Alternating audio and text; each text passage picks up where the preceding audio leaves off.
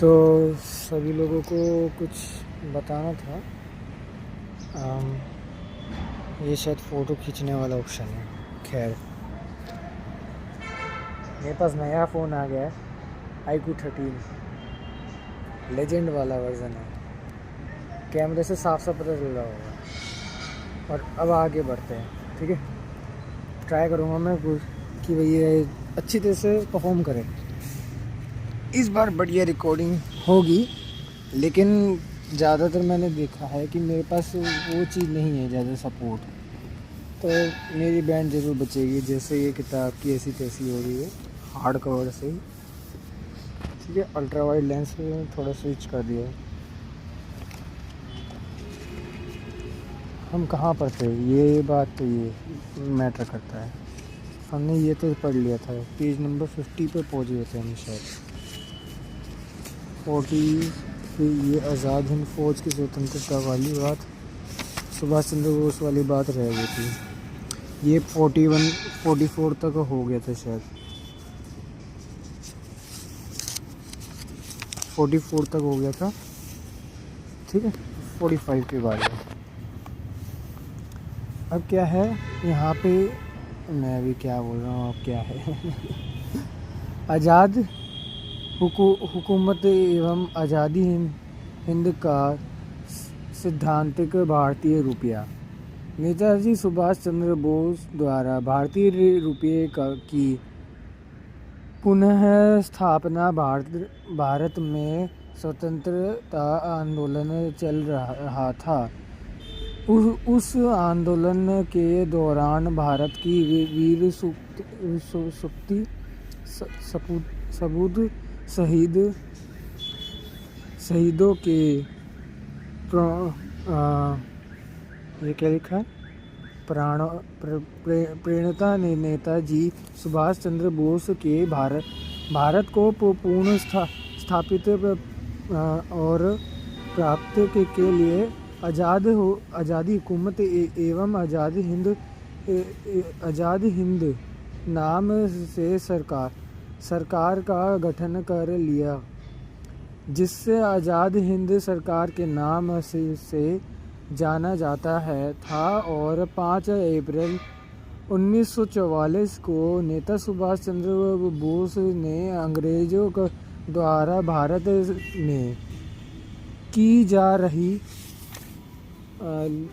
लूट पाट एवं शोषण का कारण जवाब देते हुए national bank of Azad Hind को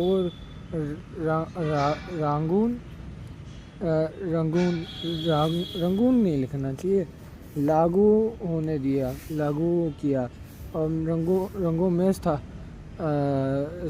स्थापित कर भारत की मुद्रा मतलब भारतीय रुपये को प्राय सब्तिर हो चुकी थी।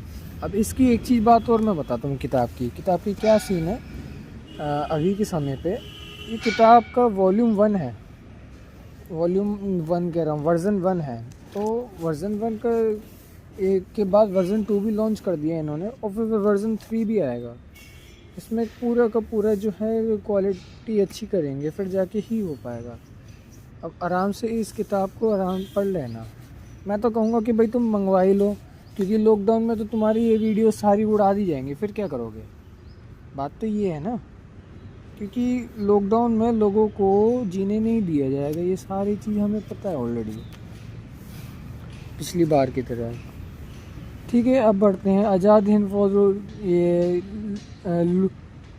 लुप्त हो चुकी थी और भारतीय रुपये को पुनः नवजीवन देते हुए आज़ाद हिंद रुपये के रुपये में जारी कर दी। कुछ ही दिनों में पूरी दुनिया में छा गया है यह आज़ाद हिंद का रुपया। कमर्शियल ऑर्गेनाइजेशन मुद्रा थी।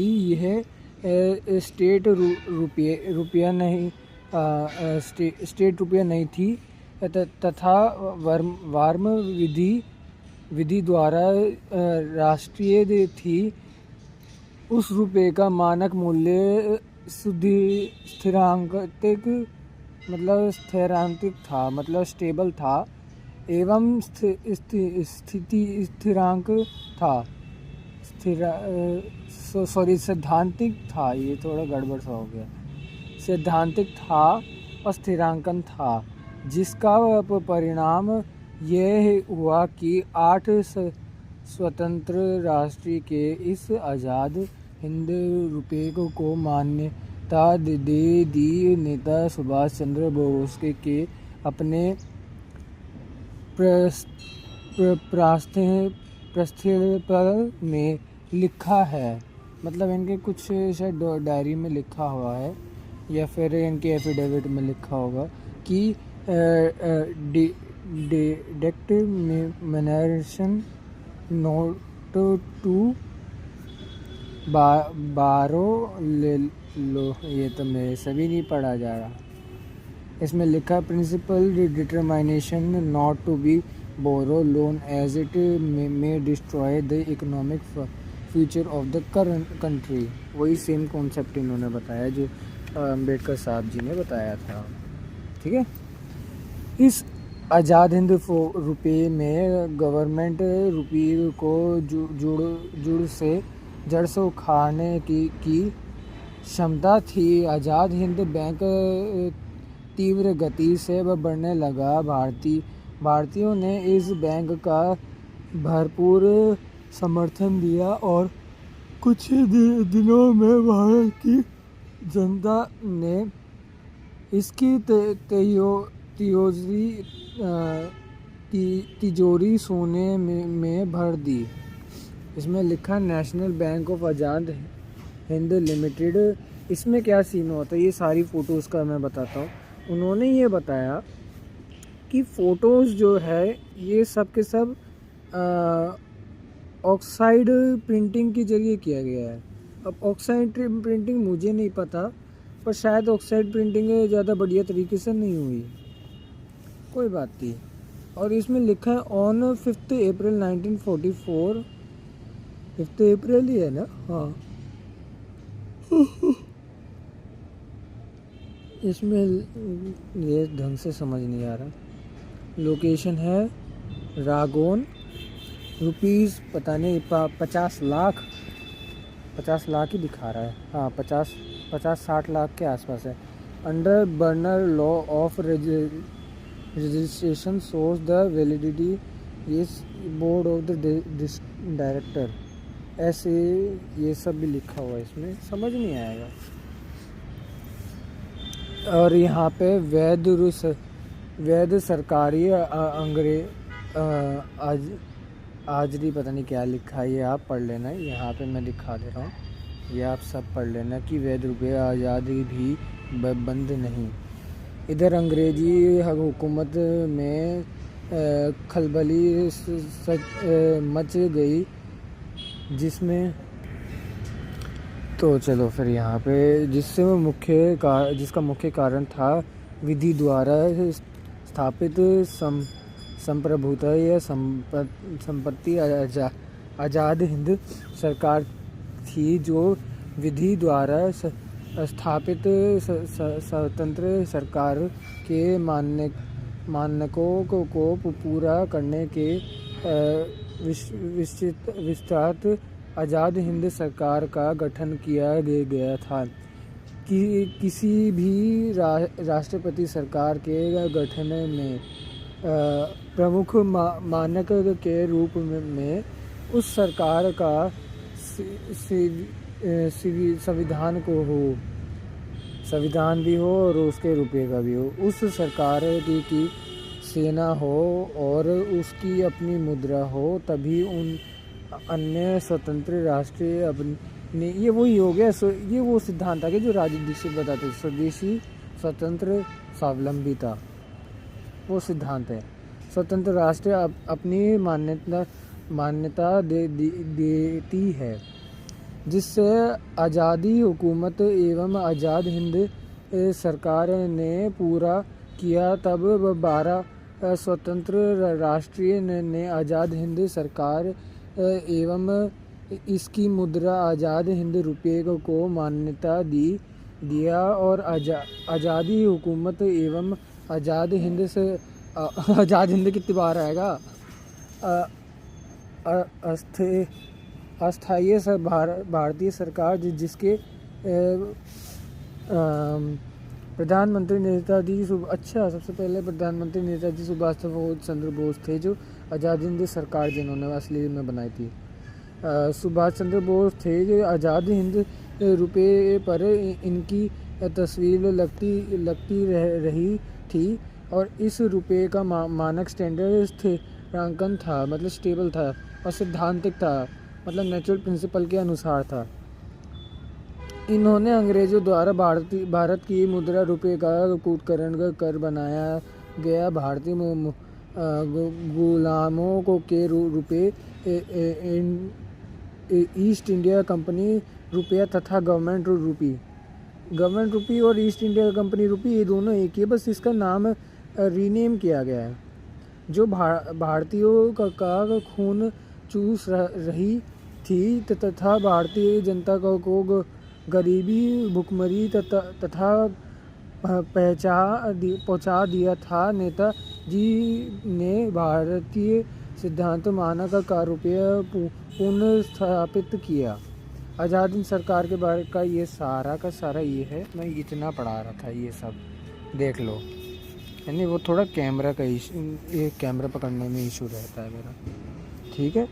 और यहाँ पे है ब्रिटिश सरकार को आज़ाद हिंद सरकार एवं आज़ाद हिंद फौज से भी ज़्यादा डर इस बात को लेकर था कि अगर आज़ाद हिंद बैंक बरकरार रहा तो भारत से सहित पूरी दुनिया से हमारा शासन हो और लूटपाट बंद हो जाएगा। भारत आर्थिक रूप से आज़ाद हो जाएगा, जो वास्तविक आज़ाद होगी। क्यों होगी उसके बारे में मुझे पता है अच्छी तरह से।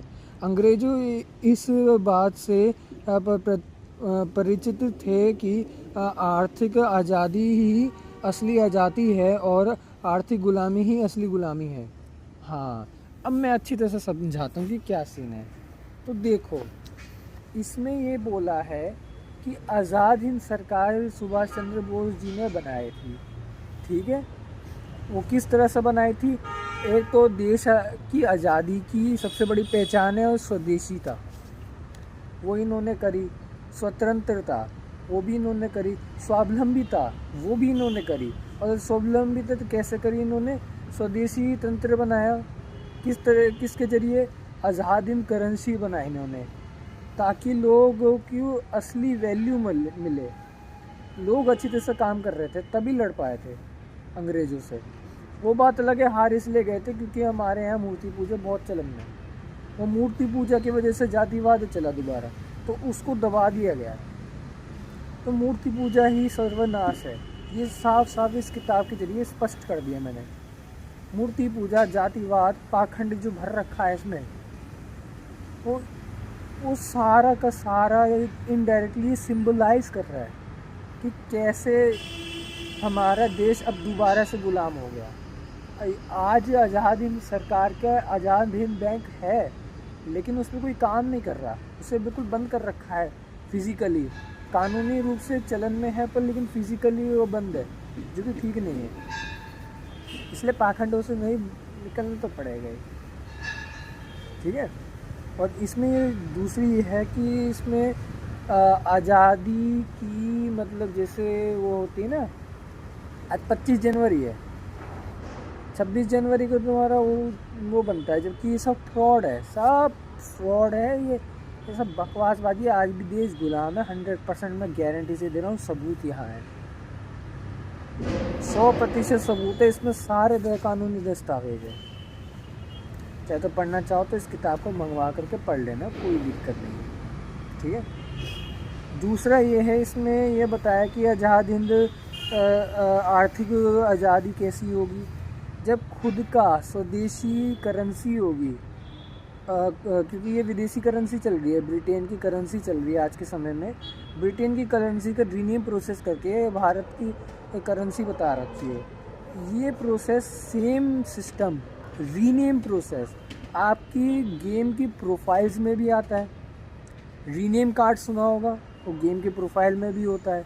और दूसरी बात और है, आपका ये सेम सिस्टम रीनेम गन का भी होता है, और साथ के साथ आपकी रीनेम हर जगह होता है। ये सिस्टम आपको गेम से ही पता चलेगा, ऐसे नहीं पता चलेगा, और कभी पता चलेगा भी नहीं, क्योंकि आप लोग उस लेवल तक नहीं पहुँचे जो लेवल हमें असलियत में पहुँचाना चाह रही है। ये है बात। तो इससे ये चीज़ स्पष्ट होता है कि आज़ाद हिंद करेंसी हमें लानी होगी वापसी, कानूनी रूप से तो है ही, और फिज़िकली भी लानी होगी। इसी चीज़ को पढ़ाना पड़ेगा। मैं पढ़ा इस चीज़ को, मैं समझ गया कि क्या सीन है। जब तक ये किताब स्कूल के एजुकेशन सिस्टम में नहीं आएगी तब तक हमारा देश बर्बाद है, गारंटी है, ये गारंटी है, ठीक है। और आर्थिक गुलामी हमारी इसी तरह से, क्योंकि ब्रिटेन की करेंसी आज के समय में चल रही है नहीं। तो ये चीज़ समझाने को है।